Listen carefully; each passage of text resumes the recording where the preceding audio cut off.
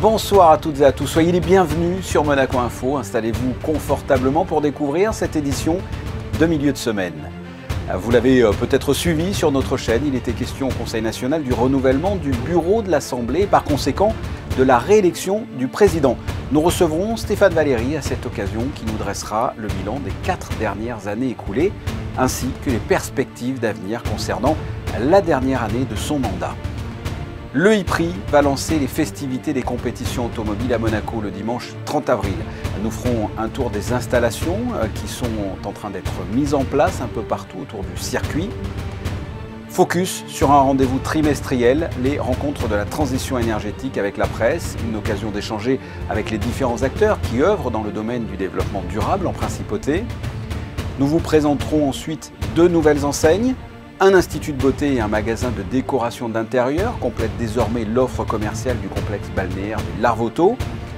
Le numérique et la culture, ou plutôt le numérique au service de la culture. Voici le thème central qui préoccupe l'artiste en résidence au NMNM, Cassandre Poirier-Simon. Et enfin, nous vous présenterons avec Vincent Vatrican le film Les Sentiers de la Gloire de Stanley Kubrick avec Kirk Douglas. Ce film consacré à la Première Guerre mondiale sera projeté au cinéma de Beaulieu ce dimanche à 15 h. Voilà pour les titres. On débute ce journal en recevant notre premier invité, tout fraîchement réélu par ses pairs, hier dans l'hémicycle du Conseil national, après 4 ans de mandature. Je veux bien sûr parler de Stéphane Valéry. Monsieur le Président, bonsoir. Bonsoir, Monsieur Bonilla. On l'a vu hier, on l'a vécu en direct sur Monaco Info, le renouvellement du bureau de l'Assemblée avec donc votre réélection. Un constat, tout simplement, sur cette soirée? Pour moi, bien sûr, c'est toujours émouvant, surtout quand l'élection se fait à l'unanimité, donc de tous les conseillers, de toutes les conseillères nationales, de tous les élus des Monégasques. Vous pensez bien que cette unanimité ne se fait pas sans effort. Donc nous avons voulu, notamment à cause de la période de crise que nous avons traversée, faire passer effectivement l'union nationale avant les divergences ou les querelles de personnes. C'est tous ensemble, nous voulons que l'intérêt général de Monaco soit notre boussole, notre guide dans notre travail. Et donc, tous les élus des Monégasques me l'ont bien rendu, effectivement, par ce vote unanime pour me réélire à la présidence. C'est l'occasion justement de dresser le bilan de ces 4 dernières années écoulées. Quels ont été selon vous les grands projets de loi ou les faits marquants dont on devrait se souvenir?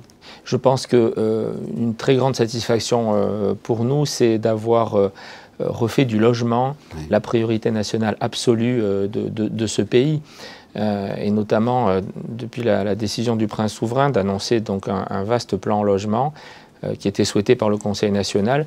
Et donc c'est bien sûr pour nous, élus des Monégasques, une très grande satisfaction de savoir que oui, toutes les familles dont la situation le justifie, dans les prochains mois, seront toutes bien logées dans leur pays. Il y a eu aussi des textes très importants sur le plan sociétal. Il y a eu par exemple la dépénalisation de l'avortement pour les femmes qui ont recours. Alors c'était peut-être symbolique, mais c'était attendu et important. Il y a eu le vote d'une proposition de loi du Conseil national qui est devenue la loi, par un projet de loi ensuite du gouvernement, et désormais la loi de Monaco qui reconnaît l'union libre, tout en respectant l'institution du mariage, qui était évidemment une demande forte de l'Église catholique de la Principauté. Donc voilà, il y a eu des lois importantes aussi pour l'évolution du droit des femmes, pour la protection des femmes contre les violences qui leur sont faites. Nous avons notamment voté une loi qui renforce les peines qui sont infligées aux auteurs de ces violences. Ça, c'était aussi une avancée très importante attendue. Il vous reste là un an de mandat. Sur quel dossier vous allez vous atteler? Il ne faut surtout pas se reposer sur ses lauriers. Il y a encore énormément à faire d'ici la fin de cette année, puisque vous savez que la session d'automne se terminera à la fin de l'année, puis ensuite commencera la campagne électorale. Donc nous avons jusqu'à la fin de l'année, les élections prochaines étant en février 2023, donc pour continuer d'importantes avancées législatives. Alors il y a par exemple ce texte très très attendu de modernisation du statut des fonctionnaires. Il s'agira notamment de renforcer, de favoriser davantage la mobilité des fonctionnaires, de renforcer la formation continue, d'allonger le congé de paternité, de créer un congé de soutien familial, de mieux rémunérer les heures supplémentaires, peut-être aussi d'encadrer davantage, de mieux réglementer les astreintes, dont certains fonctionnaires effectivement sont obligés de les faire, notamment les week-ends ou les nuits. Il y a peut-être aussi, et les discussions sont encore en cours avec le gouvernement, à mieux renforcer le 13e mois, donc avec des primes importantes pour les fonctionnaires. Voilà, donc tout cela est encore en discussion, mais je veux absolument que ce soit voté avant la fin de cette année. Et puis il y a un texte fondamental qui concerne le RGPD, c'est-à-dire en fait la protection des données numériques personnelles. Je voudrais aussi qu'on renforce encore les droits des femmes avant la fin de ce mandat. Nous allons voter donc une loi qui va supprimer dans toutes les lois de la principauté toutes les dispositions qui sont encore obsolètes et inégalitaires à l'encontre des femmes. Et puis nous demandons au gouvernement, j'espère qu'il nous a entendus hier soir, donc le dépôt d'un projet de loi que nous voulons voter également rapidement, qui va permettre de créer un fonds d'indemnisation des victimes justement de violences. Parce qu'aujourd'hui, on l'a vu tout à l'heure, les auteurs de ces violences sont lourdement pénalisés avec la nouvelle loi que nous avons votée, mais lorsque les femmes bénéficient donc d'indemnisation votées par nos tribunaux, souvent les auteurs sont insolvables. Et donc malheureusement on ne peut pas les indemniser réellement. Cette semaine a eu lieu la conférence des présidents parlementaires de la francophonie en ce qui concerne la partie européenne. C'était au Conseil national. Qu'est-ce que cette conférence, quelle était son importance ? Alors, elle était importante parce que Monaco, bien sûr, a une part, depuis toujours, prend sa part et toute sa part dans le développement de la francophonie, de la défense de la langue française.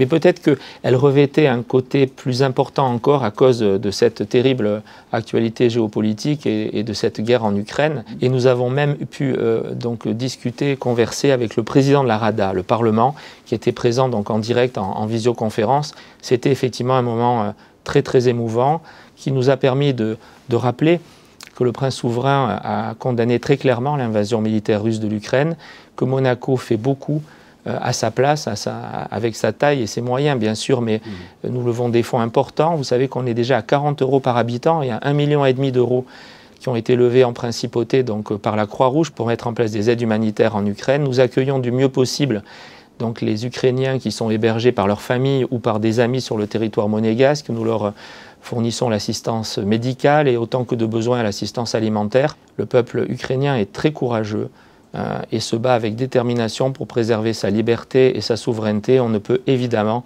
que lui apporter tout notre soutien. Est-ce que, dernière question, est-ce que votre réélection hier, même s'il n'y avait pas un énorme suspense, on connaissait un peu l'issue, est-ce que ça vous a motivé, pourquoi pas, pour repartir en campagne l'année prochaine ? Écoutez, d'avoir un scoop, en tout cas, ça aura été un mandat, vous savez, je dirais, qui aura compté double, parce qu'en dehors des grandes lois dont on vient de parler, de tellement d'autres qu'on a pu voter ou qu'on va être encore amené à voter, n'oublions pas qu'on a été confronté dans ce mandat à une crise historique sans précédent, sanitaire, oui, mais aussi économique et sociale. Donc vous me permettrez de me consacrer pour le moment à bien le terminer. On a vu qu'il y a encore beaucoup de défis à relever. Il n'est pas encore le moment de parler des prochaines élections. Vous savez, notre loi électorale est bien faite. Donc la campagne électorale, elle commencera seulement en octobre 2022. Et donc, si vous voulez bien, à ce moment-là, on pourra parler effectivement des prochaines élections. En tout cas, j'aurais essayé. Merci, Monsieur le Président.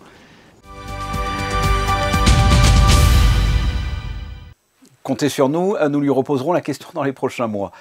Bonsoir Alexandra Pani, on en parlait dans l'entretien, les membres de l'Assemblée parlementaire de la francophonie étaient réunis en ce début de semaine en principauté. Bonsoir Fabien, bonsoir à tous. Effectivement, après les différentes réunions de travail qui ont rythmé leur venue en principauté, les parlementaires ont pu profiter mercredi d'une visite du nouveau musée national de Monaco au jardin exotique en présence de quelques élus monégasques.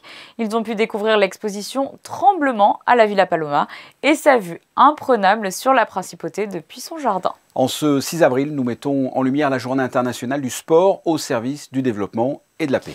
Et à cette occasion, Fabien, je vous invite à brandir votre White Card. Cette campagne a été lancée en 2014 et rassemble de nombreux sportifs, personnalités et anonymes à travers le monde autour des valeurs de l'association Peace and Sport qui souhaite utiliser le sport comme outil pour construire une paix durable en éduquant les jeunes générations aux valeurs positives et en promouvant la transformation sociale et le dialogue entre les communautés. Le prince souverain prend part chaque année à cette initiative et vous pouvez le voir, le gouvernement monégasque s'y est également associé ce matin lors du traditionnel conseil de gouvernement hebdomadaire.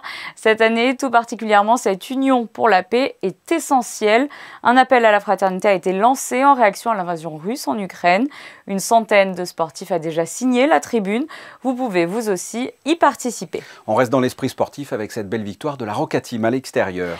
Les Rouges et Blancs étaient en déplacement à Châlons-Reims pour le championnat français. D'abord au coude à coude avant la mi-temps, la Roca Team s'impose largement en deuxième période, 107 à 90.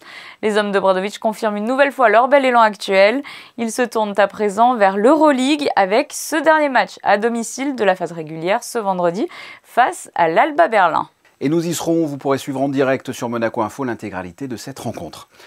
C'est à la fin du mois d'avril que débuteront les festivités pour les fans de sport auto. Cette année encore, vous le savez, Monaco va relever le challenge d'accueillir 3 grands prix.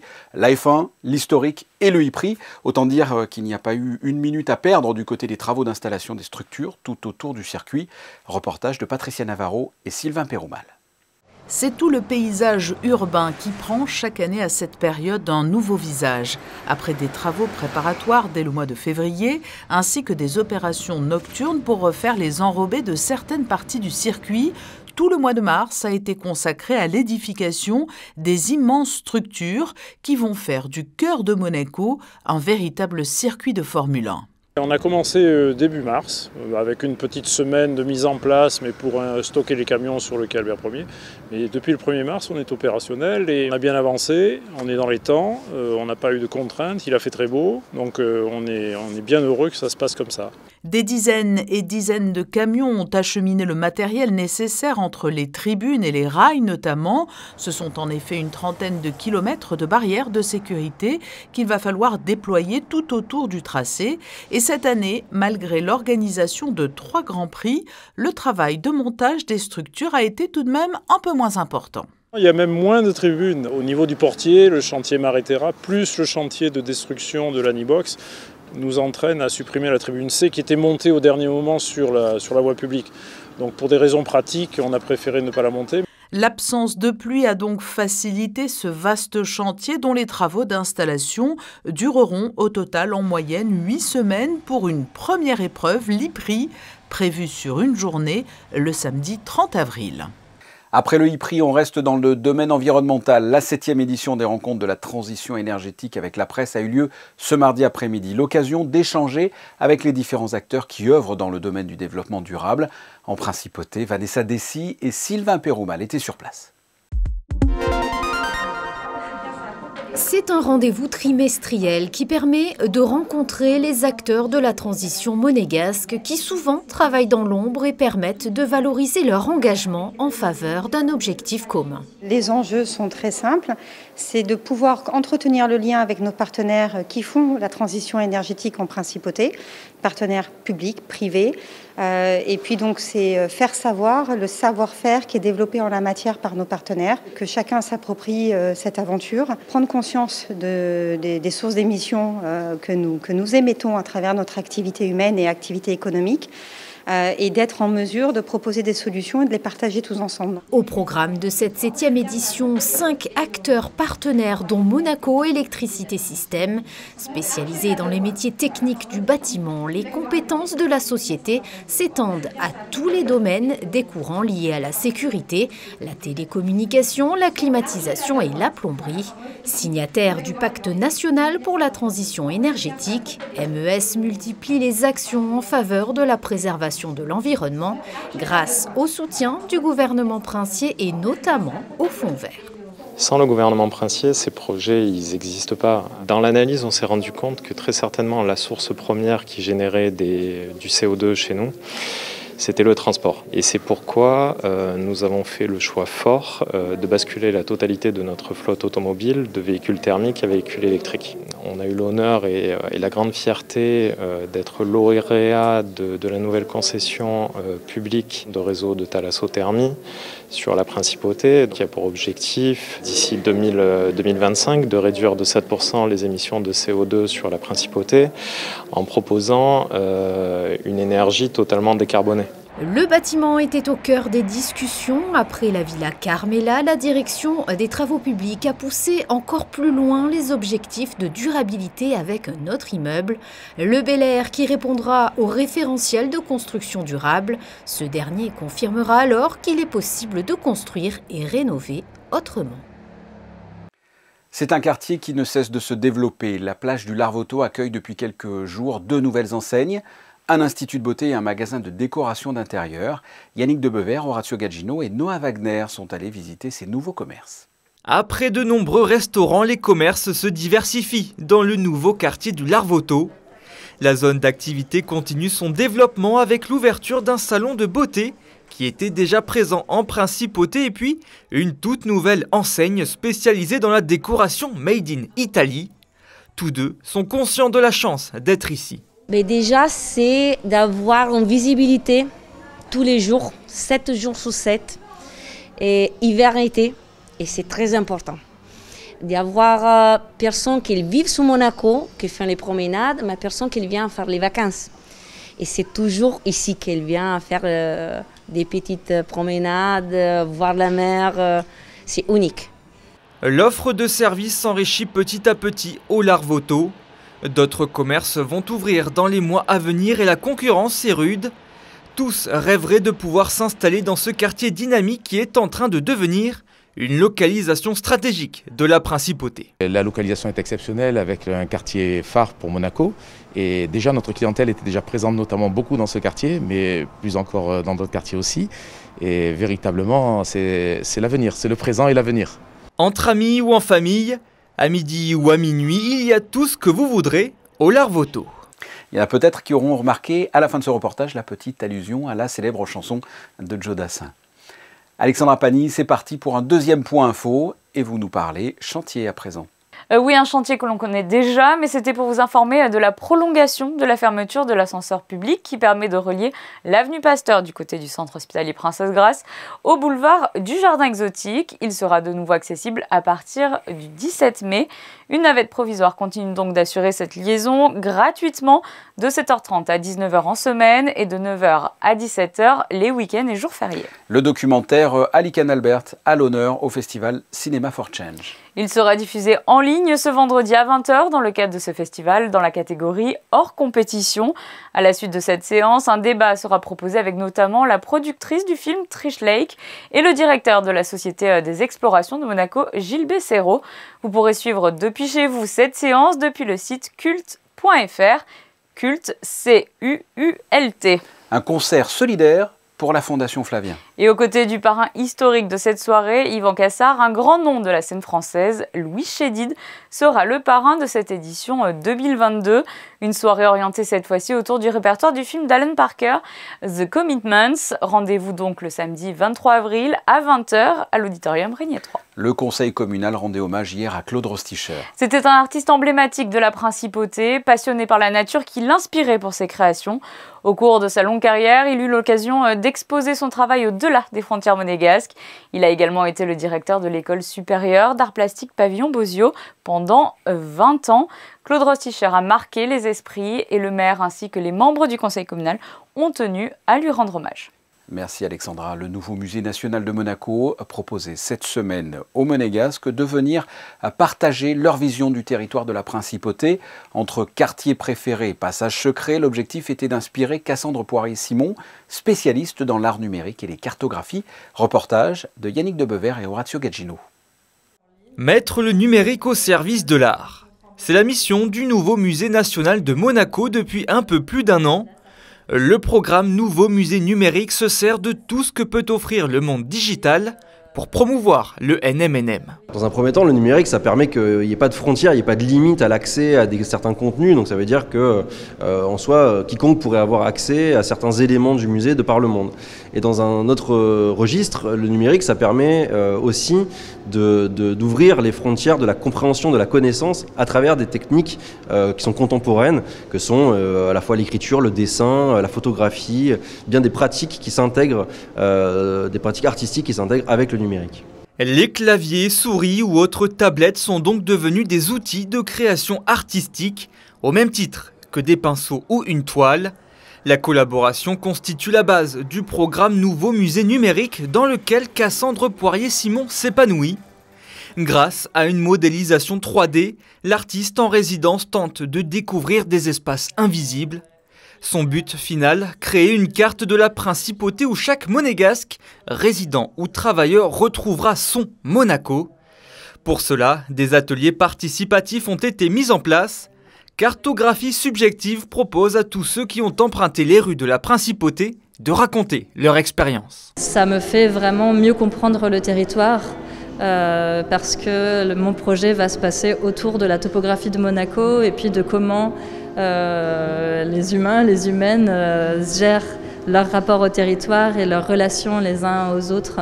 Après s'être nourri de tous les témoignages, Cassandre Poirier-Simon proposera prochainement le fruit de ses ateliers participatifs. Le tout fait de pixels, bien sûr.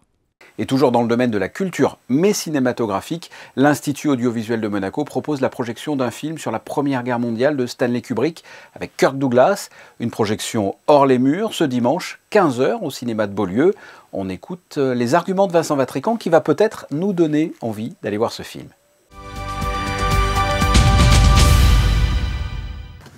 Vincent Vatrican, bonsoir. Bonsoir Fabien. Aujourd'hui, on parle d'un film de 1957, en noir et blanc, Les Sentiers de la Gloire, et c'est un film de Stanley Kubrick, et c'est une projection hors les murs. Oui, c'est une projection qu'on réalise en partenariat avec le cinéma de Beaulieu, au Petit Cinéma de Beaulieu, qui est un cinéma qu'on apprécie beaucoup. L'histoire, c'est la guerre des tranchées, Première Guerre mondiale. De quoi parle le film ? Le film se situe exactement en 1916, guerre des tranchées, où en effet les soldats sont embourbés dans ces tranchées et le commandement militaire français ordonne à ces soldats de s'emparer d'une sorte de bastion allemand dénommé la Fourmilière. Et en fait, il s'avère que c'est une mission suicide contre laquelle un certain nombre de militaires, enfin de soldats vont s'élever. Ils vont être traduits devant une cour martiale. Voilà, oui, parce que le film aussi parle d'un procès. C'est la chronique d'une mort annoncée, pratiquement.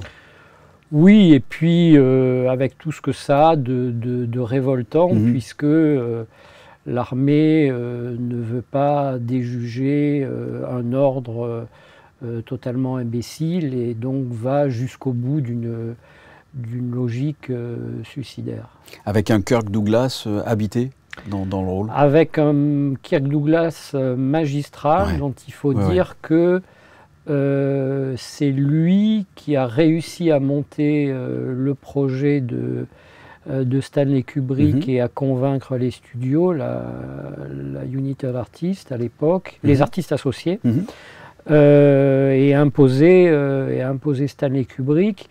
Et il a même, tour de force, réussi à ce que Kubrick revienne sur sa décision d'édulcorer le scénario, justement pour qu'il soit peut-être plus facile à faire passer aux producteurs. Donc c'est un film aux propos absolument intransigeant, implacable, et qui reste encore aujourd'hui d'une force incroyable. Oui. Pourquoi la projection de ce film? C'est en rapport avec la thématique et le centenaire, j'imagine? Oui, puisque comme on le sait, le prince Albert était dans l'âme un prince pacifiste et qu'il a tout fait pour réconcilier les points de vue divergents de la France et de l'Allemagne. Il était germanophile, très proche du Kaiser, mais il n'a pas réussi quelque part à ce que cette entente puisse avoir lieu. Mais il le voyait venir. Et la déclaration de la guerre l'a vraiment attristé, et même les conséquences de la guerre changeaient son point de vue sur l'Allemagne. Donc c'est cette dimension pacifiste qui nous intéressait de montrer à l'écran, puisque le film de Kubrick est éminemment pacifiste dans le propos. Mais écoutez, allez voir Les Sentiers de la gloire de Stanley Kubrick. Merci Vincent. Merci Fabien.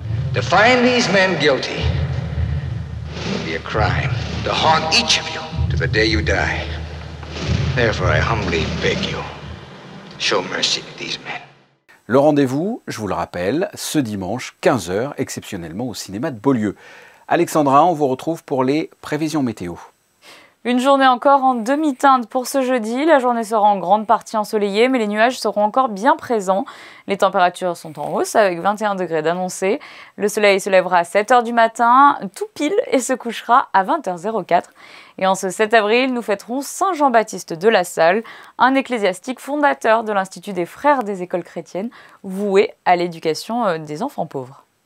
Ce journal est terminé, merci de votre fidélité. On en a parlé dans cette édition. Ce mercredi 6 avril, nous célébrons la journée internationale du sport au service du développement et de la paix. À cette occasion, de nombreux sportifs ont brandi leur carton blanc et se sont pris en photo avec, en signe de message universel. Mais pas que les sportifs connus, madame et monsieur, tout le monde peuvent le faire aussi. Et c'était donc l'objet de nos photos du jour prises par Manuel Vitali. Vous retrouverez à ma place demain, 19 h, Patricia Navarro. À très bientôt, au revoir.